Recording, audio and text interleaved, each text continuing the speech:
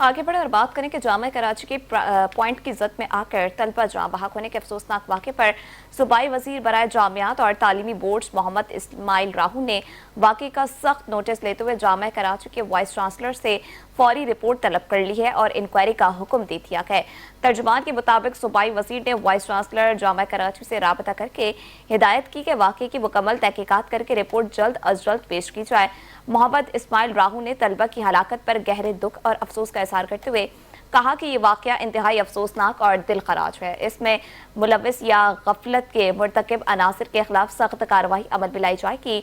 उन्होंने मरहुमा तलबा के अहले खाना से दिली ताज़ियत और हमदर्दी का इज़हार करते हुए कहा कि सिंध हुकूमत दुख की इस घड़ी में मुतासरा खानदान के साथ है। तर्जुमान के मुताबिक वाइस चांसलर जामिया कराची ने सूबाई वज़ीर को आगाह किया कि वाक़े की तहक़ीक़ात के लिए कमेटी तश्कील दे दी गई है, जिसकी कन्वीनर प्रोफेसर डॉक्टर नईमा सईद होंगी, जो वाक़े के तमाम पहलुओं का जायज़ा लेकर अपनी रिपोर्ट पेश करेंगी।